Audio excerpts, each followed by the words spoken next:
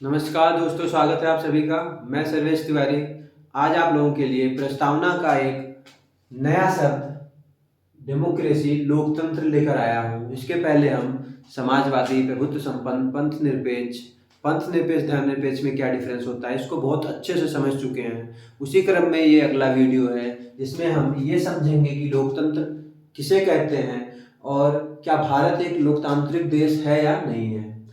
तो चलिए देखते हैं लोकतंत्र है क्या।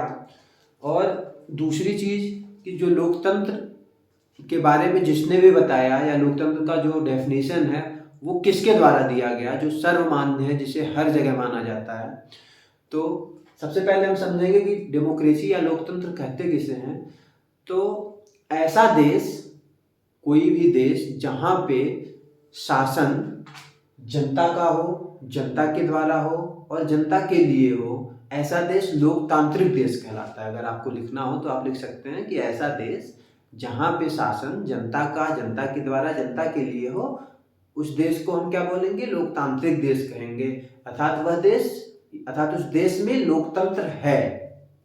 अच्छा, ये जो डेफिनेशन हुआ इसको अब्राहम लिंकन जी ने दिया था। अब्राहम लिंकन कौन थे? अमेरिका के राष्ट्रपति थे। इन्होंने, अच्छा, यहाँ एक सबसे बड़ी चीज है जो अक्सर आपको आज तक नहीं पता होगा या कोई नहीं बताता है आपको। अब्राहम लिंकन ने ये जो डेमोक्रेसी का ये जो डेफिनेशन दिया, इसका उल्लेख इन्होंने किसी किताब या किसी लेख में नहीं किया है, बल्कि इन्होंने गेट्सबर्ग में एक स्पीच दिया था जो गेट्सबर्ग स्पीच के नाम से फेमस है। उस स्पीच में इन्होंने कहा था कि जो डेमोक्रेसी है वो of the people, for the people, by the people है। यानी जनता का है, जनता के द्वारा है, जनता के लिए है। तभी से ये जो लोकतंत्र का परिभाषा है ये बहुत ही ज़्यादा फेमस हो गया और यही आज तक सबसे ज़्यादा माने जाने वाला डेफिनेशन है। अच्छा, पर इसमें मैं आपको एक और फैक्ट बताना चाहूँगा कि आज तक आप लोगों को यही पता होगा, बहुत आप में से बहुत से लोग जानते होंगे कि ये जो डेफिनेशन है इसको अब्राहम लिंकन ने दिया था। पर वास्तविक रूप में ये जो डेफिनेशन है इसको अब्राहम लिंकन ने ना कह के सबसे पहले यूनान के एक दार्शनिक, एक विचारक थे, क्लियोन। उन्होंने ये बताया था कि जो लोकतंत्र है वो जनता का है, जनता के द्वारा है, जनता के लिए है। और इसी चीज को बाद में अब्राहम लिंकन ने अपने गेट्सबर्ग स्पीच में कोट किया था। अच्छा, यूनान क्या, यूनान बहुत पहले की बात है। यूनान में तब छोटे छोटे नगर होते थे जिसे हम सिटी स्टेट बोलते थे, नगर राज्य बोलते थे, जहाँ बहुत कम आबादी होती थी और वहाँ पे लोकतंत्र था। वहाँ पे डायरेक्ट लोकतंत्र था, यानी प्रत्यक्ष लोकतंत्र वहाँ पे विद्यमान था। और उस प्रत्यक्ष लोकतंत्र को देख के ही वहीं के एक विचारक क्लियोन थे, उन्होंने ये परिभाषा सबसे पहले दिया था। तो अगर आपसे कोई पूछे कि जनता का, जनता के द्वारा, जनता के लिए शासन, ये जो डेफिनेशन है लोकतंत्र का, इसको सबसे पहले किसने दिया, और ऑप्शन में कई सारे ऑप्शन हो, अगर उसमें क्लियोन ऑप्शन है तो आप क्लियोन पे टिक लगाएंगे, भले ही लिंकन वहां पे दिया गया है। पर अगर वहां पे ये नहीं है, क्लियोन जी का नाम वहां पे मेंशन नहीं है, तब आप अब्राहम लिंकन के साथ जाएंगे।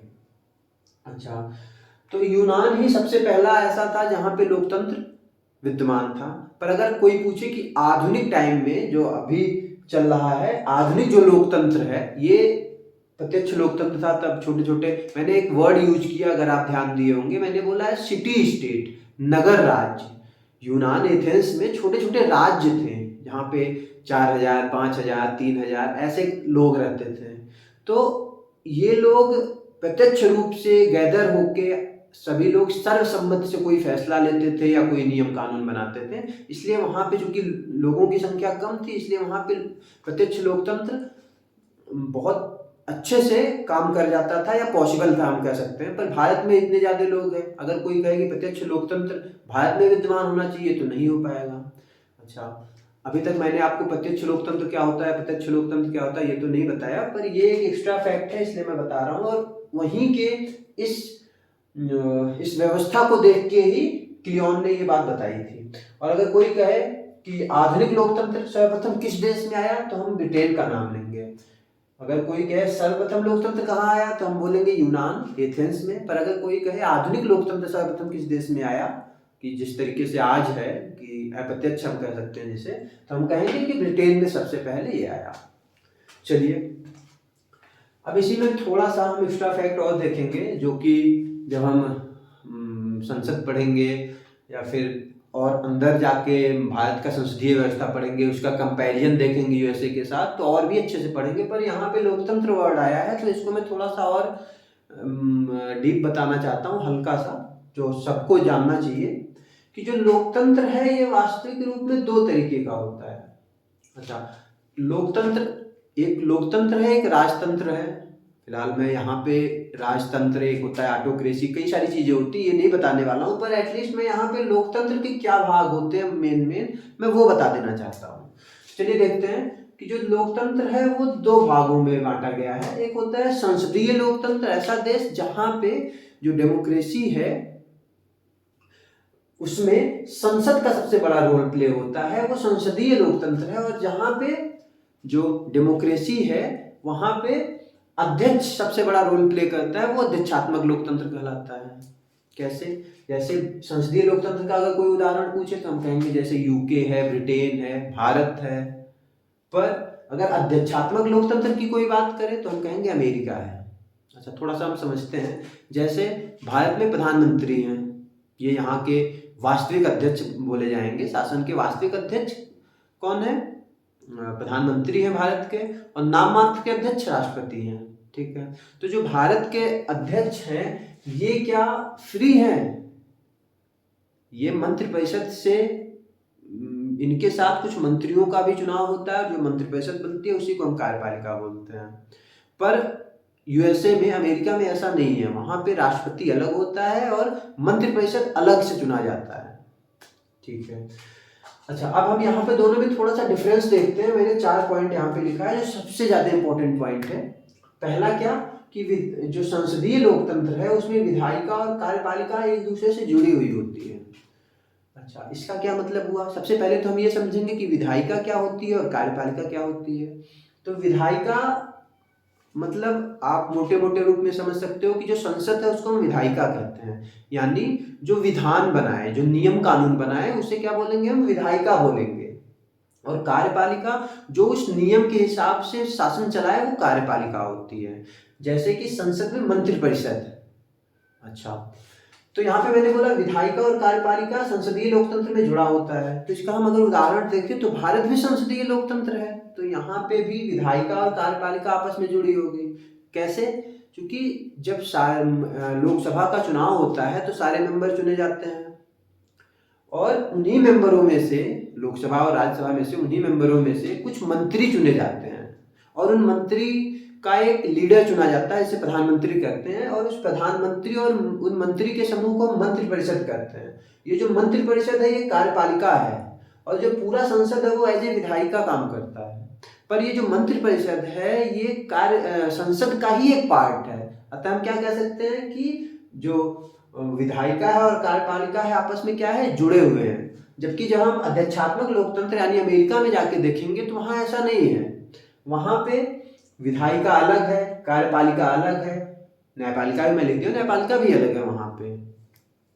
वहां पे विधायिका यानी जो मंत्रिपरिषद है वो एकदम अलग है, जो कार्यपालिका है वो अलग है, यानी जो वहां के राष्ट्रपति हैं वो, उनका कार्यपालिका से कोई मतलब नहीं। यहाँ पे हम देखेंगे कि अगर प्रधानमंत्री को अविश्वास प्रस्ताव पारित करके हटा दिया जाता है तो पूरा का पूरा मंत्रिपरिषद भंग हो जाएगा, और ये काम संसद करेगा, और संसद के लोगों में से ही मंत्रिपरिषद चुना जाएगा या मंत्रिपरिषद का गठन होगा। जबकि यहाँ पे ऐसा नहीं है। यहाँ पे जो विधायिका है, कार्यपालिका है, वो दोनों एक दूसरे से एकदम अलग अलग है। चलिए, संसदीय लोकतंत्र में अगला पॉइंट है, यहाँ पे जो नाम मात्र के अध्यक्ष होते हैं और जो वास्तविक अध्यक्ष होते हैं ये दोनों अलग अलग होते हैं। कैसे? जैसे भारत हो गया या ब्रिटेन हो गया। ब्रिटेन में जो नाम मात्र का अध्यक्ष है वो कौन है? सम्राट है वहां का, वहां के राजा या रानी है। पर जो वास्तविक अध्यक्ष है वो वहां के पीएम है। यही हाल भारत में भी है। भारत में भी जो नाम मात्र का अध्यक्ष है या प्रथम जो सब सर्वोच्च अधिकारी जिसे बोलते हैं या फर्स्ट मैन बोलते हैं, वो कौन है? यहाँ का प्रेसिडेंट है, राष्ट्रपति है। और लेकिन ये जो राष्ट्रपति है इसको हम वास्तविक अध्यक्ष नहीं करते हैं, ये कार्यपालिका का वास्तविक अध्यक्ष ना होके नाम मात्र का अध्यक्ष है, जबकि जो प्रधानमंत्री है वो कार्यपालिका का वास्तविक अध्यक्ष है। जबकि जब हम अध्यक्षात्मक में आते हैं तो वहां पे कोई नाम मात्र का नहीं होता है, जो होता है वही वास्तविक होता है, यानी वहां का जो राष्ट्रपति है वही वास्तविक अध्यक्ष है, वही वहां का वास्तविक संचालक है। जबकि यहाँ पे जो राष्ट्रपति है, हमने क्या देखा, भारत में जो राष्ट्रपति है वो वास्तविक अध्यक्ष नहीं माना जाता है कार्यपालिका का। ठीक है, अगला पॉइंट क्या है कि जो संसदीय लोकतंत्र में हम देख रहे हैं कि वास्तविक कार्यपालिका को कार्यकाल की सुनिश्चितता नहीं प्राप्त होती है। इसका क्या मतलब है कि जो वास्तविक कार्यपालिका क्या है, मैंने अभी ऊपर बताया आपको कि मंत्रिपरिषद के साथ जो प्रधानमंत्री है, प्रधानमंत्री प्लस मंत्रिपरिषद को हम क्या बोलेंगे, कार्यपालिका बोलेंगे। तो इसकी कार्यकाल की सुनिश्चितता नहीं है, संसद की सुनिश्चितता है कि संसद में लोकसभा 5 साल के लिए है, या लोकसभा के जितने मेंबर हैं वो 5 साल के लिए इलेक्ट किए जाते हैं जनरली, इन जनरल। पर कार्यपालिका के बारे में ऐसा कहीं पे भी उल्लेख नहीं है कि प्रधानमंत्री कितने साल के लिए चुने जाते हैं या मंत्रिपरिषद कितने साल के लिए चुनी जा रही है। 2 साल में भी मंत्रिपरिषद भंग हो सकती है, और संविधान में इसका कहीं वर्णन नहीं है कि मंत्रिपरिषद 5 साल के लिए गठित होगी या हो रही है। जबकि अध्यक्षात्मक लोकतंत्र में क्या होता है, वहां पे जो वास्तविक कार्यपालिका वहां कौन है, प्रेसिडेंट है, उसको एक ये कार्यपालिका उनका जो कार्यकाल है उसकी निश्चितता है, वहां पे ये पहले से ही फिक्स है कि उनका कार्यकाल कितना होगा। जबकि भारत में जो कार्यपालिका यानी मंत्रिपरिषद का कार्यकाल, प्रधानमंत्री का कार्यकाल फिक्स नहीं है। जबकि यहाँ इनके राष्ट्रपति ही कार्यपालिका है यूएसए में, जो कि अध्यक्षात्मक का एक पार्ट है। तो उनको पहले से ही बता दिया गया है कि उनका कार्यकाल कितना है और वो फिक्स है। जनरल केस में मैं बता रहा हूँ, अगर उन पे महाभियोग ना लगा तो। अच्छा, 4 साल होता है, वैसे मैं आपको बता दे रहा हूँ, वहाँ के जो राष्ट्रपति होते हैं उनका कार्यकाल 4 ईयर होता है, 4 साल होता है। अच्छा, चौथा पॉइंट क्या है कि सामूहिक उत्तरदायित्व पे काम करती है। कौन? जो संसदीय लोकतंत्र है, यहाँ पे जो कार्यपालिका है वो सामूहिक उत्तरदायित्व पे काम करती है। यानी क्या कि यहाँ पे एक टीम होता है, जिस तरीके से मंत्रिपरिषद का मतलब है ग्रुप ऑफ मिनिस्टर्स। फिलहाल मंत्रिपरिषद क्या है इसके बारे में हम किसी और वीडियो में बहुत अच्छे से समझेंगे। उसमें अलग अलग लेवल के मंत्री होते हैं, कैबिनेट स्तर के और राज्य स्तर के, वो अलग की चीज है, पर सबको मिला के मंत्रिपरिषद बोलते हैं। तो उनका आपस में एक सामूहिक उत्तरदायित्व होता है, किसके प्रति? संसद के प्रति। जबकि अमेरिका में ऐसा कोई उत्तरदायित्व नहीं होता राष्ट्रपति का। अच्छा, मैं सीधे अमेरिका इसलिए कह रहा हूँ क्योंकि अमेरिका ही अध्यक्षात्मक का एक एग्जाम्पल है। तो चलिए एक बार हम फिर से रिवीजन करते हैं कि आज हमने क्या देखा। हमने आज देखा कि लोकतंत्र क्या है। लोकतंत्र मतलब ऐसा शासन जो जनता का हो, जनता के द्वारा हो, जनता के लिए हो। इसको लिंकन जी ने अपने गेट्सबर्ग स्पीच में दिया। गेट्सबर्ग में उन्होंने एक स्पीच दिया था। जैसा कि हम लोगों को पता है कि विवेकानंद जी जाके शिकागो में एक स्पीच दिए थे और वो आज तक वर्ल्ड फेमस है। ठीक उसी तरीके से लिंकन जी ने भी गेट्सबर्ग में, अब्राहम लिंकन जो कि अमेरिका के राष्ट्रपति हुए बाद में चल के, उन्होंने गेट्सबर्ग में एक स्पीच दिया और उस स्पीच में उन्होंने ये डेफिनेशन कोट किया था। अच्छा, अब मैं इस पे आपको एक एक्स्ट्रा फैक्ट बताया हूँ कि यूनान, जो वहाँ पे सबसे पहले लोकतंत्र था, हालांकि बाद में लोकतंत्र हट गया, पर जब वहाँ पे लोकतंत्र था तो उस लोकतंत्र को देख के वहाँ की एक विचारक थे क्लियोन महोदय।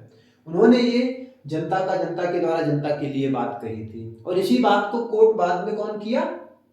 अब्राहम लिंकन ने किया। तो यहाँ पे मैंने आपको बताया भी कि अगर कोई पूछे कि सबसे पहले किसने बताया तो हम क्लियोन का नाम लेंगे, अगर वहाँ क्लियोन है। क्लियोन नहीं है तो फिर अब्राहम लिंकन। अच्छा, अगर कोई पूछे आधुनिक लोकतंत्र का सर्वप्रथम देश कौन सा है जहां आधुनिक लोकतंत्र आया, तो हम ब्रिटेन का नाम लेंगे, अमेरिका नहीं। अमेरिका में सर्वप्रथम लिखित संविधान आया, पर ब्रिटेन में सर्वप्रथम आधुनिक लोकतंत्र आया। ठीक है, अब हम लोकतंत्र के 2 पार्ट देखेंगे, एक संसदीय, एक अध्यक्षात्मक। संसदीय के एग्जाम्पल हो गए यूके, ब्रिटेन, इंडिया। अध्यक्षात्मक का जो एग्जाम्पल हुआ वो हो गया America, USA, United state America. अच्छा, संसदीय में विधायिका और कार्यपालिका जुड़ी हुई होती हैं, जबकि अध्यक्षात्मक में ये दोनों अलग अलग होते हैं। विधायिका जिसे हम संसद बोलते हैं, और संसद में से ही मेंबर चुने जाते हैं जो मंत्रिपरिषद होते हैं। तो इससे क्या स्पष्ट हुआ कि जो संसद यानी विधायिका है, विधायिका में से ही कार्यपालिका निकल रही है। अच्छा, दूसरा, यहाँ पे नाम मात्र के अध्यक्ष और वास्तविक अध्यक्ष, किसके नाम मात्र के अध्यक्ष? कार्यपालिका के नाम मात्र के अध्यक्ष। मैं लिख दे रहा हूं,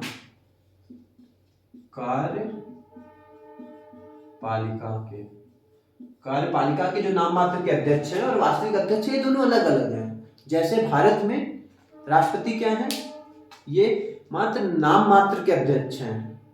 अगर कोई पूछे भारत के कार्यपालिका के अध्यक्ष कौन है, तो हम राष्ट्रपति बोलते हैं, पर ये नाम मात्र के अध्यक्ष। अगर वहां पे वास्तविक वर्ड यूज हो और पूछा जाए क्वेश्चन कि भारत में कार्यपालिका के वास्तविक अध्यक्ष कौन है, तो हम बोलेंगे प्रधानमंत्री।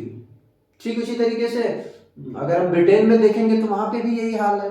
वहां पे जो सम्राट है वहां के, या राजा या रानी जो भी है, उनको वहां का बस नाम मात्र का अध्यक्ष कहा जाता है। उनको फर्स्ट लेडी या फर्स्ट पर्सन बोला जाता है, पर वास्तविक अध्यक्ष वहां पे भी पीएम ही होते हैं। कहाँ पे? ब्रिटेन में। जबकि अध्यक्षात्मक लोकतंत्र में ऐसा नहीं होता, वहां पे राष्ट्रपति ही वास्तविक अध्यक्ष होता है। अच्छा, अगला पॉइंट कि यहाँ पे जो वास्तविक कार्यपालिका है उसको कार्यकाल की सुनिश्चितता नहीं प्राप्त है। इसका क्या मतलब? कि जो वास्तविक कार्यपालिका है वो कितने साल तक, कितने दिन तक, कितने महीने तक रहेगी, इसके बारे में संविधान में कहीं पे भी वर्णन नहीं है भारत में। जबकि अध्यक्षात्मक में स्पष्ट रूप से लिखा गया है कि अमेरिका में जो राष्ट्रपति हैं वो 4 साल के लिए चुने जाएंगे, जबकि यहाँ पे ऐसा कोई मेंशन नहीं है। ये भारत में 13 दिन के लिए भी प्रधानमंत्री चुने गए थे। अच्छा, हालांकि ये यहाँ पे भी महाभियोग लगा के उनको हटाया जा सकता है, पर यहाँ पे जो बात हो रही है वो बात इससे हो रही है कि इस तरह के लोकतंत्र में संविधान में नहीं लिखा जाता, जबकि यहाँ पे उनको एक सुनिश्चितता प्राप्त होती है। ठीक है, यहाँ पे अगला पॉइंट है कि सामूहिक उत्तरदायित्व पे काम करना होता है। यानी क्या? कि जो कार्यपालिका है, जैसे पूरा मंत्रिपरिषद, वो एक ग्रुप के रूप में काम करता है, और अगर कोई भी मंत्री अपने काम में संसद को संतुष्ट नहीं कर पाया और संसद से अविश्वास प्रस्ताव पास हो रहा है प्रधानमंत्री के प्रति, तो पूरा का पूरा मंत्रिपरिषद ही भंग करना पड़ेगा। ये सामूहिक रूप से उत्तरदायित्व होते हैं, इनका उत्तरदायित्व होता है संसद के प्रति, जबकि यहाँ पे ऐसा कुछ व्यवस्था नहीं है। किसमें? अध्यक्षात्मक में। अच्छा, तो आज आप लोगों के लिए मैं एक क्वेश्चन लेकर आया हूँ, आप लोग कमेंट करके बताइएगा, और अगर आप नहीं बताएंगे तो मैं अगले वीडियो में बताऊंगा। हालांकि इस क्वेश्चन के बारे में मैंने इस लेक्चर में बताया, अगर आप ध्यान से सुने होंगे तो आपको पता चल जाएगा कि जनता के द्वारा जनता के लिए सर्वप्रथम ये जो डेफिनेशन है इसको सर्वप्रथम किसने कहा था? जैसे बता रहा हूँ, जनता के द्वारा के लिए ये जो लोकतंत्र का डेफिनेशन है इसको सर्वप्रथम किसने कहा था? Option A Lincoln, option B Newton, option C Cleon, option D Pythagoras. तो उम्मीद करता हूँ आपको वीडियो अच्छा लगेगा, और अगर आपको किसी भी तरीके की कोई समस्या आ रही है वीडियो में या कोई डाउट बच रहा है तो उसे आप कमेंट जरूर करें, और अगर आपको वीडियो अच्छा लग रहा है तो अपने बाकी मित्रों के साथ भी शेयर करें। और मैं एक चीज़ की गारंटी आपको दूंगा कि जितने डीप में जाके प्रस्तावना को, प्रिम्बल को, उद्देशिका को मैं बता रहा हूँ, इतना पूरे यूट्यूब पे तो एटलीस्ट आपको कहीं पे भी नहीं मिलेगा। मैं बहुत सारे यूट्यूबर्स को देखता हूँ, वो 1 वीडियो 2 वीडियो में पूरा का पूरा प्रस्तावना बता देते हैं, जबकि ऐसा पॉसिबल ही नहीं है। अगर आपको अच्छे से पढ़ना है तो एक एक शब्द को गहनता से जानना होगा।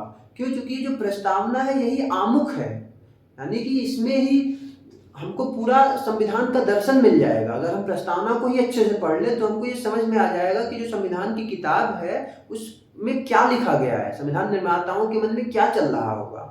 तो इसलिए मैं हर एक शब्द पे बहुत ही ज़्यादा गहनता के साथ आपको बता रहा हूँ। तो आज के लिए इतना ही, फिर मिलेंगे।